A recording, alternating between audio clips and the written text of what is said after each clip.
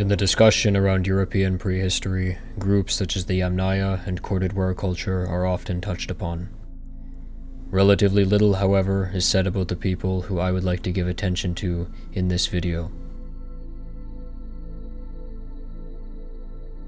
In 2014, at the Center for Geogenetics at the National History Museum of Denmark at the University of Copenhagen, a study entailing the results of a genome sequencing of a boy from Malta who lived approximately 24,000 years ago near Lake Baikal in south-central Siberia was published.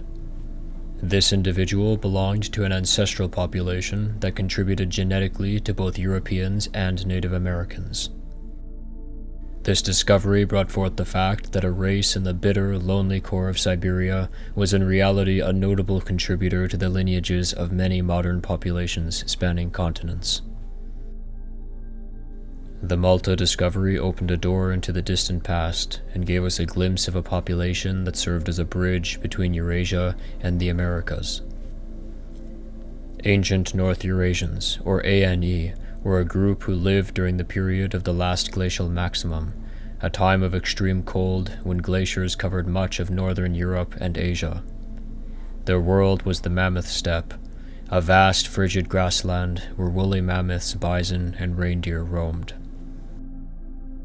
The earliest known evidence of ancient North Eurasian-related ancestry comes from the Yana rhinoceros horn site in northeastern Siberia.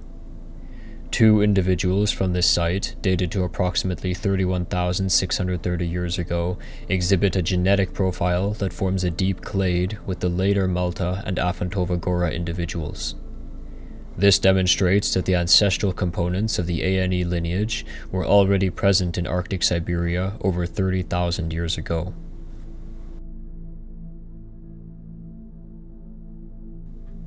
The Afantovagora site near Krasnoyarsk contained individuals such as Afantovagora II and Afantovagora III, who were dated to between 17,000 and 15,000 BC.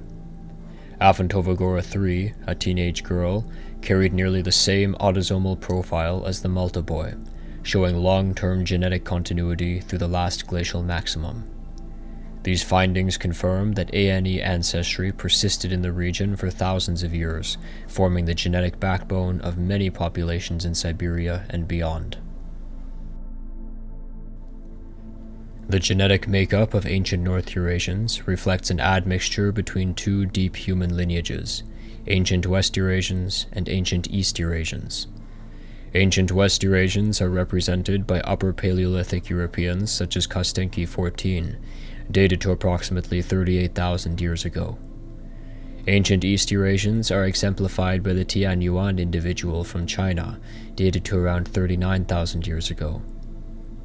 The fusion of these lineages took place during the Upper Paleolithic in northern Eurasia, giving rise to the ANE genetic signature.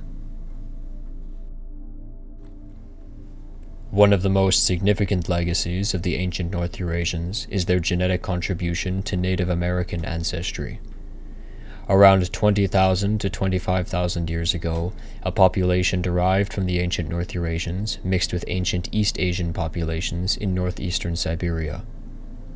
This admixture produced a new ancestral population, which later gave rise to the conventionally agreed upon First Peoples of the Americas. This founding group also branched into ancient Beringians and Paleo-Siberians, as evidenced by genomic studies of Upper Paleolithic Siberian and Beringian individuals. Today, modern Native Americans carry approximately 30 to 40% of their genome from this ANE-derived ancestry.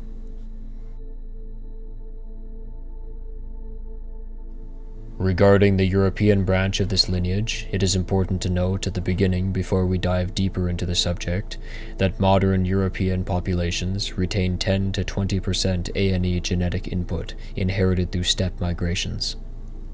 Additionally, I will briefly overview the other main population groups that have contributed to the genetics of modern European man, and how each of them relate to the ancient North Eurasians. Western European hunter-gatherers, or WHG, show little to no ANE ancestry. They are descendant mainly from an earlier branch of European Paleolithic peoples. However, their genetic footprint mixes later with populations that do carry ANE genes. While Western European hunter-gatherers had little or no ANE ancestry, the story changes in the East.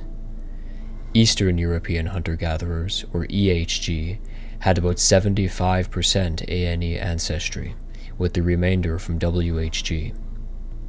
These EHG were key contributors to the Yamnaya culture of the Bronze Age steppe. The resulting Yamnaya populations carried substantial ANE ancestry, which they introduced to Central and Western Europe during the Bronze Age Indo-European migrations. Caucasus hunter-gatherers, or CHG, had little or no ANE ancestry. They represent a distinct lineage from the Near East and Southern Eurasia. The Yamnaya people were a mix between EHG and CHG groups. Anatolian Neolithic farmers, or ANF, who are credited with spreading agriculture into Europe, had no ANE ancestry.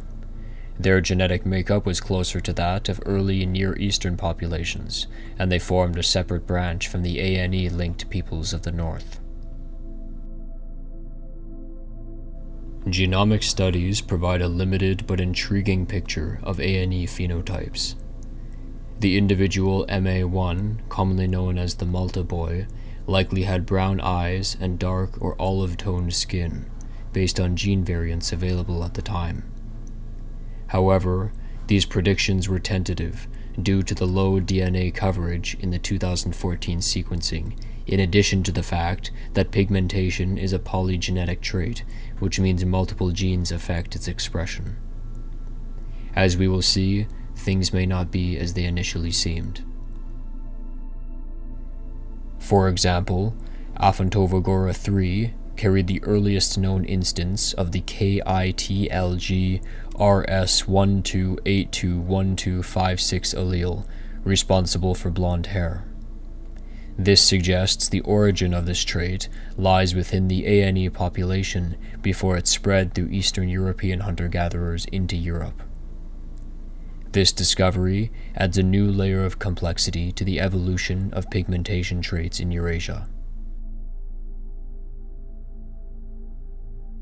The influence of ancient North Eurasians extended far beyond the Ice Age.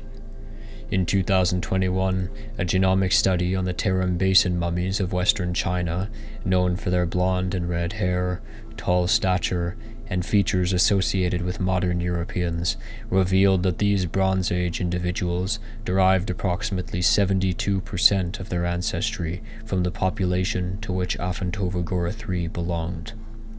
This was surprising, because the Tarim mummies had previously been speculated to descend from steppe pastoralists or early Indo-European speakers.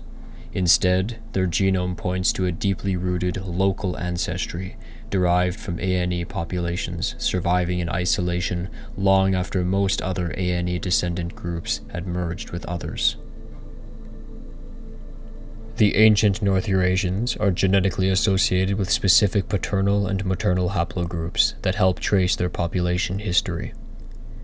On the paternal side, they carried Y chromosome haplogroup P1, also called PM45, which later gave rise to haplogroups R and Q, two lineages common in Europe and the Americas respectively. For example, the Malta boy belonged to a basal form of the haplogroup R.